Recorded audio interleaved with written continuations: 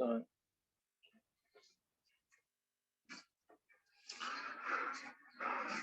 Welcome back. Note कर लिया बेटा यहां तक? माइक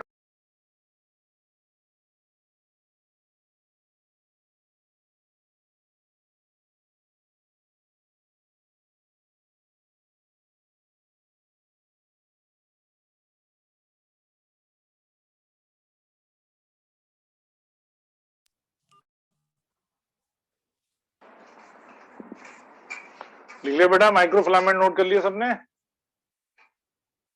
बोलिए। हाँ सर। आते बाद इंटरमीडिएट पे देखो, माइक्रोमेक्टिन मायोसिन हो गए। इंटरमीडिएट में क्या है? बहुत फाइन ये एसिडिक प्रोटीन्स के पार्टिकल्स होते हैं।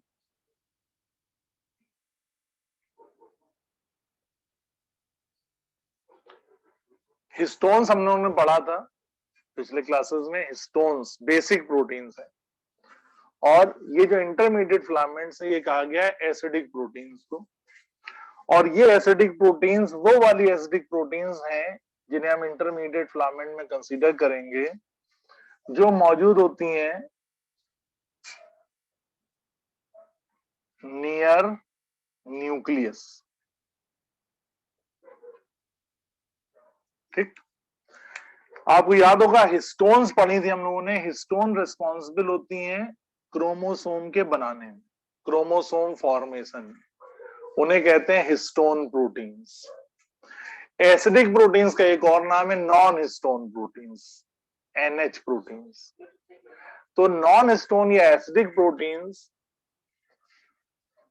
जिन्हें हम इंटरमीडिएट, सारी एसिडिक प्रोटीन्स को नहीं, उनको इंटरमीडिएट फिलामेंट में कंसीडर करते हैं, जो काम आती हैं क्रोमोसोम्स के बनने से पहले। छोटे छोटे पार्टिकल्स बनते हैं, क्रोमैटिन बनते हैं, क्रोमैटिन से पहले न्यूक्लियोसोम बनते हैं, बीच में पॉलीन्यूक्लियोसोम बनते हैं। तो इन सारी यूनिट्स को, यानी क्रोमोसोम की गुणसूत्रों की जो यूनिट्स हैं, उन्हें आपस में जोड़ने के लिए जो प्रोटीन चाहिए, उन्हें हम कहते हैं ये एसिडिक प्रोटीन्स या इंटरमीडिएट फिलामेंट्स।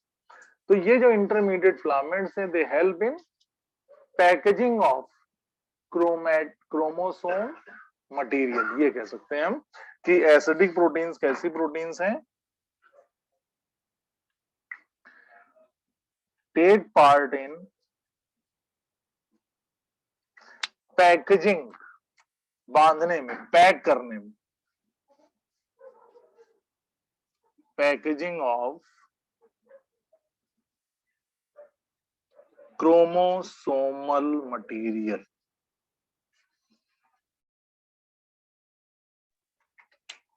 बस एक लेक्चर और है, उसके बाद आपको प्रैक्टिस पेपर भेज देंगे, असाइनमेंट भेज देंगे। आप देखेंगे सारे आपके आए हुए क्वेश्चंस आप अपने आप निकालते चले जाएंगे। तो ये पैकेजिंग का काम करते हैं, उसमें बनाने में इन्वॉल्व नहीं है, क्रोमोसोम की सिंथेसिस में इन्वॉल्व नहीं है। क्रोमोसोम के बनाने में इन्वॉल्व है, सिंथेसिस में इन्वॉल्व है histone proteins, and they take part in packaging of that chromosomal material. उस क्रोमोसोमल मटेरियल को बांधने में, इंटैड करने में, जोड़ने में काम आता है एसिडिक प्रोटीन्स का। ईंटों में इन्वॉल्वमेंट नहीं है, ईंटें तो मिट्टी की बनी हुई हैं, लेकिन ईंटों को चिपकाने में सीमेंट लगता है, तो वो सीमेंटिंग का काम ये एसिडिक प्रोटीन कर रही है। क्रोमोसोम्स मटेरियल को जोड़ने का काम एसिडिक प्रोटीन्स करते हैं।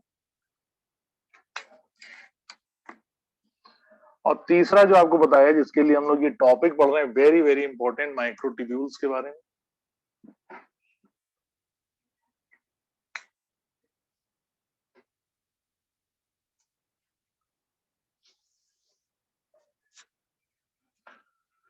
तो माइक्रोट्यूब्यूल्स वेरी इंपॉर्टेंट प्रोटीन्स हैं, और ये काहे की बनी है? तो पहले, सबसे पहली बात याद रखेंगे, मेड अप ऑफ, और आप लोगों से पूछेंगे, चौंक जाएंगे, बता नहीं पाएंगे, काहे की बनी होती है? Non contractile, made up of non contractile tubulin protein.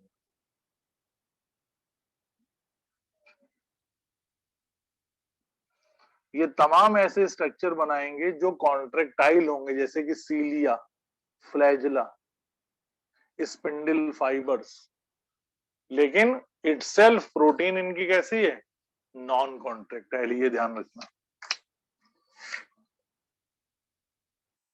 Non contractile tubulin protein. इतना नोट करिए, फिर बोर्ड हटा देते हैं, जगह चाहिए होगी, और फिर हम लोग इस पे बात करते हैं, माइक्रोट्यूब्यूल को डिटेल में ले जाते हैं, लेकिन इनको आप समराइज्ड फॉर्म में रखेंगे ब्रेन में। साइटोस्केलेटल पूछा जाए तो कहेंगे 3 टाइप के फिलामेंट से बन रहा है, 3 टाइप की प्रोटीन फाइबर से बन रहा है, एक माइक्रोफिलामेंट, एक इंटरमीडिएट फिलामेंट और एक माइक्रोट्यूब्यूल। माइक्रोफिलामेंट में एक्टिन मायोसिन, इंटरमीडिएट फिलामेंट में एसिडिक प्रोटीन, माइक्रोट्यूब्यूल में ट्यूबुलिन प्रोटीन। माइक्रोफिलामेंट इन्वॉल्व हो रहे हैं प्लाज्मा मेम्ब्रेन को सपोर्ट देने में, साथ साथ रिवाइज करते चलें, सीडोपोडिया फॉर्मेशन में, और सेल डिवीजन के समय सेल को फारो बनाने में, खांच बनाने में, फ्यूचर बनाने में, सेल को बांटने में, डिवीजन में। इंटरमीडिएट फिलामेंट पैकेजिंग में इन्वॉल्व हो रहे हैं। तीसरा आता है माइक्रोट्यूब्यूल, जो ट्यूबुलिन नॉन कॉन्ट्रैक्टाइल, असंकुचनशील, जिसमें संकुचन नहीं होता है, कॉन्ट्रैक्शन नहीं होता है, वो है ट्यूबुलिन प्रोटीन के बने हुए माइक्रोट्यूब्यूल्स। इन तीनों को नोट करिए, फिर आगे बताते हैं, 5-7 मिनट और आपको, और साथ ही साथ इसको हजम करते चलिए, याद करते चलिए।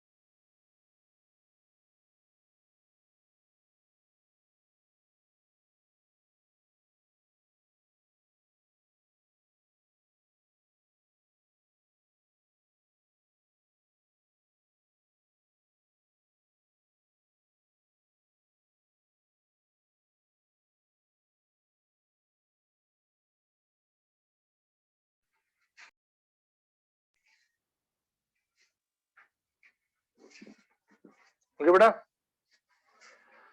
अब देखिए इसी माइक्रोट्यूब्यूल को हम लोग आगे ले चलते हैं, और बहुत सिंपल से समझ लेंगे, बड़ा कॉम्प्लेक्स दिया रहता है बुक्स वगैरह में, सीधा सीधा है।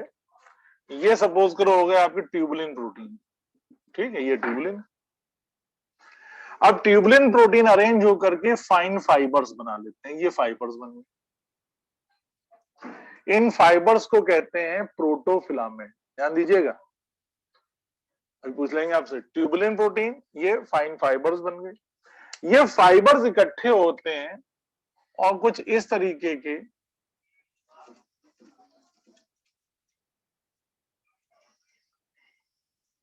स्ट्रक्चर्स बनाते हैं,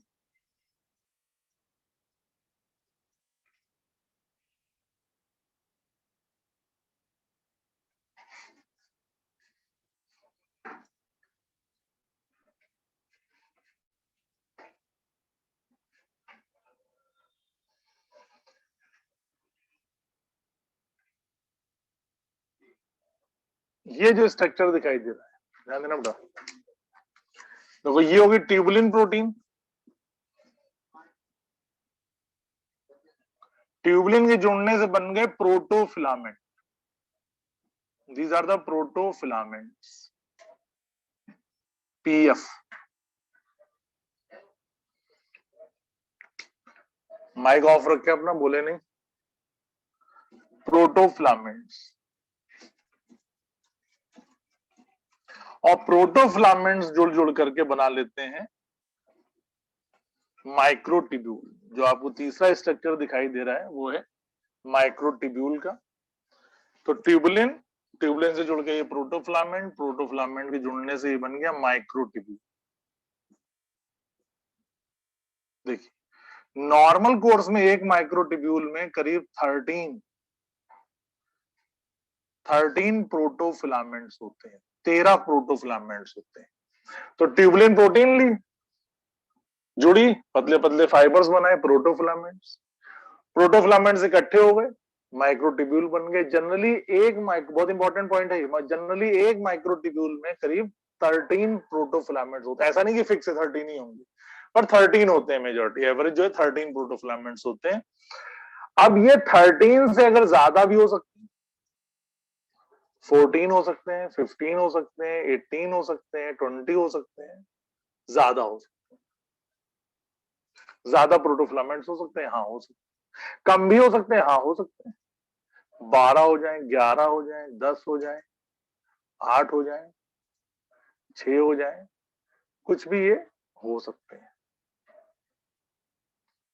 जाहिर सी बात है, इससे सिंपल तो बात हो ही नहीं सकती, ना इससे सिंपल तरीका हो सकता है बताने का कि अगर 13 है और 13 से 14 होंगे, 14 से 15 होंगे, 15 से 16 होंगे, तो ये बढ़ रहे हैं कि घट रहे हैं, इंक्रीज और डिक्रीज, इंक्रीज हो रहे हैं। बढ़ रहे हैं कि घट रहे हैं, तो बढ़ रहे हैं। असेंबल हो रहे हैं कि डिसअसेंबल हो रहे हैं? असेंबल हो रहे हैं। पॉलीमराइज हो रहे हैं कि डीपॉलीमराइज हो रहे हैं? पॉलीमराइज हो रहे हैं। तो इसी कहानी को कह देते हैं पॉलीमराइजेशन, इसी को असेंबलेंस कह देते हैं। और अगर ये कम होते जाते हैं तो यही कहानी कहलाती है डीपॉलीमराइजेशन, यही कहानी कहलाती है डिसअसेंबलेंस। आप बात समझे? सेल डिवीजन के समय ये हम देखते हैं स्पिंडल फाइबर लंबे लंबे हैं, ये स्पिंडल फाइबर छोटे छोटे हो गए। कहने लगे स्पिंडल फाइबर कॉन्ट्रैक्ट कर गए। जब स्पिंडल फाइबर ट्यूबुलिन के बने होंगे तो ये कॉन्ट्रैक्ट कैसे कर जाएंगे, जबकि ट्यूबुलिन कैसी है, नॉन कॉन्ट्रैक्टाइल। तो ये लगता है कि कॉन्ट्रैक्ट कर हो रहे हैं और रिलैक्स हो रहे हैं, कॉन्ट्रैक्ट रिलैक्स ना होकर के क्या होते हैं, पॉलीमराइज्ड डीपॉलीमराइज्ड, असेंबलेंस डीअसेंबलेंस, असेंबली करेगी डिसेंबली करेगी, इकट्ठे हो जाएंगे, कम ज्यादा इस तरीके से होते हैं। तो हम माइक्रोट्यूब्यूल कहां कहां दिखाई देंगे, जहां भी दिखाई देंगे ये छोटे बड़े होंगे, कॉन्ट्रैक्ट होते हुए दिखेंगे पर कॉन्ट्रैक्ट नहीं कर रहे हैं, रिलैक्सेशन दिखाई देगा, रिलैक्सेशन नहीं करते हैं, बल्कि पॉलीमराइजेशन और डीपॉलीमराइजेशन करते हैं। नंबर ऑफ प्रोटोफिलामेंट्स बढ़ते जाते हैं, नंबर ऑफ प्रोटोफिलामेंट्स कम भी होते जाते हैं। ये आप ध्यान रखेंगे और इसको आप ऐसे ही बना लीजिए। और यही माइक्रोट्यूब्यूल हम देखेंगे कई जगह इन्वॉल्व है। कहां कहां इन्वॉल्व, देखिए बस ये इसी पे समाप्त करते हैं, इसी पे खत्म करते हैं। इसके और डिटेल वाले टॉपिक कल आपको बताएंगे, इसको आप याद रखेंगे। माइक्रोट्यूब्यूल देखो हर जगह दिखाई देता है, तमाम जगह दिखाई देता है। माइक्रोट्यूब्यूल को ही हम लोग देखेंगे सेंट्रोसोम में। मैं यहां सेंट्रोसोम लिख रहा हूं, सेंट्रियोल नहीं लिख रहा हूं। सेंट्रियोल से मिलकर सेंट्रोसोम बनता है, दो सेंट्रियोल मिलते हैं, उसके चारों तरफ एक साइटोप्लाज्म इकट्ठा होता है, तब सेंट्रोसोम बनता है। बुक में लिखा होगा सेंट्रियोल, फिर उसमें सेंट्रियोल कैसे कैसे इकट्ठा हो रहा है, तो हमने डायरेक्ट पूरा नाम लिखा सेंट्रोसोम। सेंट्रोसोम इसी माइक्रोट्यूब्यूल का फॉर्मेशन है। यही सेंट्रोसोम न्यूक्लियस के ऊपर ना होकर के जब प्लाज्मा मेम्ब्रेन के पास पहुंच जाता है तब इसी को बोल देते हैं बेसल बॉडी या बेसल ग्रेन्यूल या काइनेटोसोम और एक और नाम ब्लीफेरोप्लास्ट।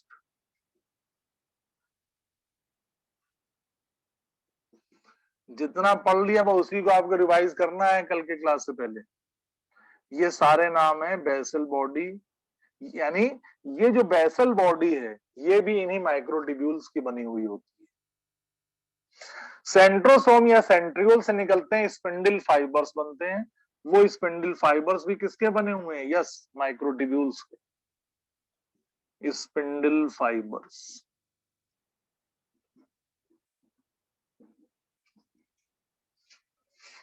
और बेसल बॉडी जो प्लाज्मा मेम्ब्रेन के पास पहुंच जाती है, यानी यही सेंट्रोसोम है, बेसल बॉडी, यानी जैसा स्ट्रक्चर इसका होगा वैसे बेसल बॉडी का होगा।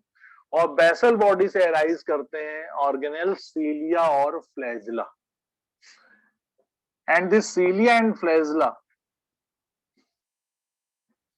Are also made up of microtubule. तो स्पिंडल फाइबर सेंट्रोसोम। अब अगर हमने सेंट्रोसोम पढ़ लिया तो समझो बेसल बॉडी पढ़ ली, सीलिया फ्लैजिला पढ़ लिया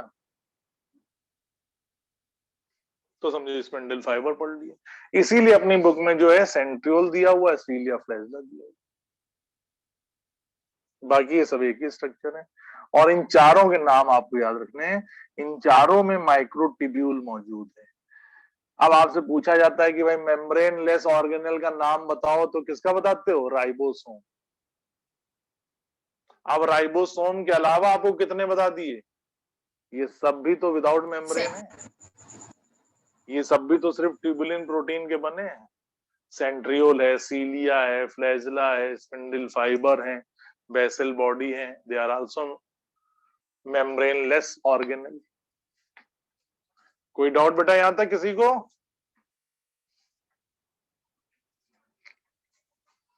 कोई डाउट हो बताइए। बिल्कुल बेसिक से शुरू करके यहां तक पहुंचाया है। तो कल हम लोग पढ़ेंगे सेंट्रोसोम के बारे में, सेंट्रियोल के बारे में और सीलिया और फ्लैजिला के बारे में। सेंट्रियोल के बारे में पढ़ेंगे तो ये कवर हो जाएगा, सीलिया फ्लैजिला पढ़ेंगे तो ये कवर हो जाएगा। नोट कर लिया बेटा? लिख लिया आप लोगों ने? कुछ पूछना चाह रहा है कोई? जो भी नए स्टूडेंट आ रहे हैं वो यहीं से शुरू करेंगे जहां से चल रहा है। पीछे का कोई काम आपका छूट गया उसे छोड़ देंगे भी, आगे हम लोग फिर कवर कर लेंगे, कई बार रिवाइज कराएंगे, बहुत टाइम है, डोंट वरी। तो आज से जहां से भी जिसने भी ज्वाइन किया वहीं से ये लेकर के चले। ट्यूबुलिन, प्रोटोफ्लामेंट, इसको ऐसे ही आप नोट कर लें। दिखाई दे रहा होगा, मैं थोड़ा हट जाता हूँ। और जितना आज पढ़ा उसको आप थोड़ा सा 5 मिनट आप कंसंट्रेट करेंगे तो परमानेंट मेमोरी में चला जाएगा कि जो जो हमने पढ़ा। भाई राइबोसोम के फंक्शंस पढ़े थे एंड पार्ट पर, फिर सीधे सीधे साइटोस्केलेटल पे आ गए। 3 टाइप के साइटोस्केलेटल पढ़ लिए, माइक्रोट्यूब्यूल्स लास्ट में पढ़ा, उससे पहले हम लोगों ने पढ़ा माइक्रोफिलामेंट, इंटरमीडिएट फिलामेंट। माइक्रोफिलामेंट में GFM पढ़ लिया, यानी ग्लोबुलर फिलामेंटस एक्टिन और मायोसिन, जो 3 काम कर रही, PM, फिर P सीडोपोडिया, फिर cleavage form. Intermediate acidic protein है, पैकेजिंग में इन्वॉल्व हो रही। माइक्रोट्यूब्यूल ट्यूबुलिन की नॉन कॉन्ट्रेक्टाइल प्रोटीन है, ये जुड़ती है तो प्रोटोफिलामेंट मिलते हैं, प्रोटोफिलामेंट के जुड़ने से माइक्रोट्यूब्यूल्स बनते हैं। जनरली एक माइक्रोट्यूब्यूल में 13 प्रोटोफिलामेंट्स हैं। इट में भी कि ये इंक्रीज करना हो नंबर्स में तो ये पॉलीमराइजेशन है या असेंबलेंस है, और डिक्रीज भी कर सकते हैं, कम भी हो सकते हैं प्रोटोफिलामेंट इन माइक्रोट्यूब्यूल में, और ऐसा हो रहा है तो डीपॉलीमराइजेशन या डिसअसेंबलेंस का फिनोमेना कहलाता है। माइक्रोट्यूब्यूल ही इन्वॉल्व है सेंट्रियोल या सेंट्रोसोम में, बेसल बॉडी या बेसल ग्रेन्यूल या काइनेटोसोम या ब्लीफेरोप्लास्ट में, सीलिया फ्लैजिला में और स्पिंडल फाइबर्स। तो इसको आप रिवाइज करें, अच्छी तरह से याद करें। Thank you, good night, bye bye. Thank you sir. Thank you.